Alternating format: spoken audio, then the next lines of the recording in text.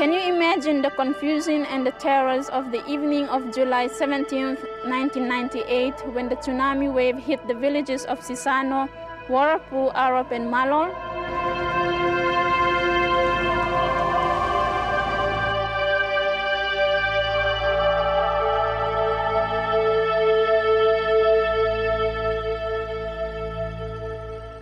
It was a very scary experience for me, walking along the beachfront of Arop, crossing the fallen coconut trees, searching for any sign of life, and seeing only crosses marking the graves. Silent witnesses of the tragedy of July 17, 1998.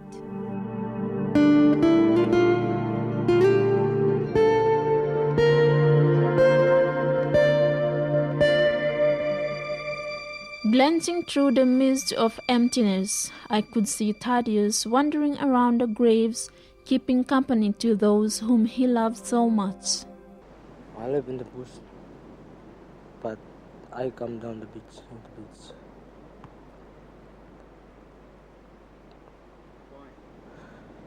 Was to visit my brothers and my sisters, my fathers and my wife and her daughter.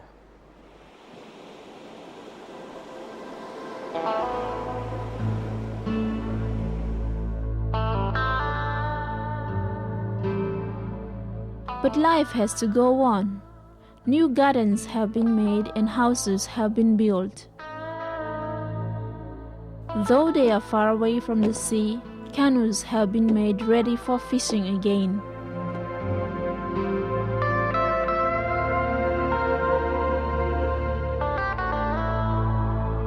It's all very basic way of surviving.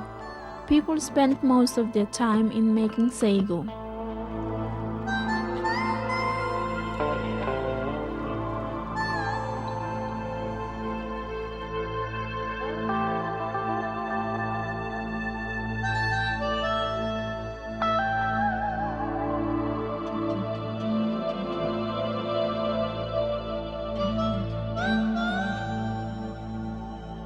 At Amo village, I caught up with our friend Sebastian, joyfully playing soccer with the rest of the kids.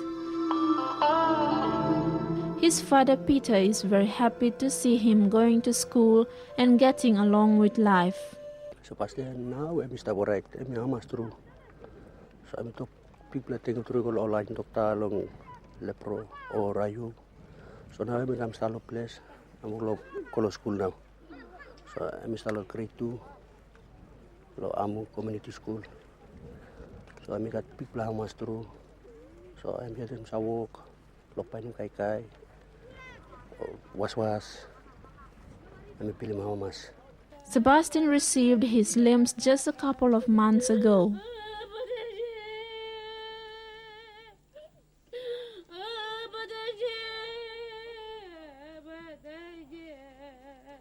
The Aitape Diocese Rehabilitation Committee had made attempts to put up buildings in the new villages. House APO, mi blowokim now na house marasin step backside, mi start putim all beras, all timba. What sort of a building concept you are using? We have not engaged a particular builder or contractor builder to go in and construct these facilities because we envisage that such a concept would be too expensive. So what we have decided on is to engage the diocesan building teams together with the Rotarians coming from Australia. And I'd like to say here that the Rotary International of Australia has committed teams of up to six members at a time coming to Papua New Guinea, coming to Aitape every 2 weeks. They've committed themselves up to until November of this year.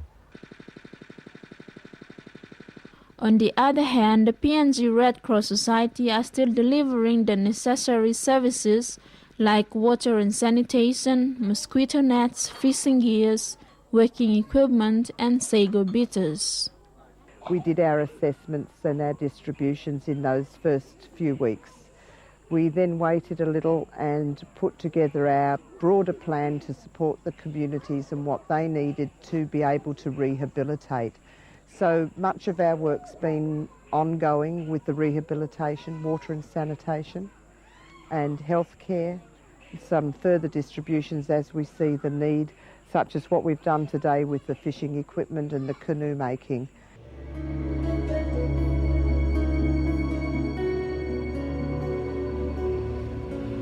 Roads remain mystery. You may get through or you may get stuck.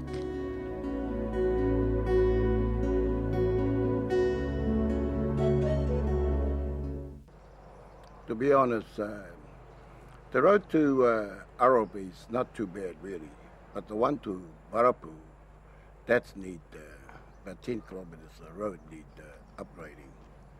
That road need graveling, and also there's a bridge there to be built, and we need some money for that road. 3.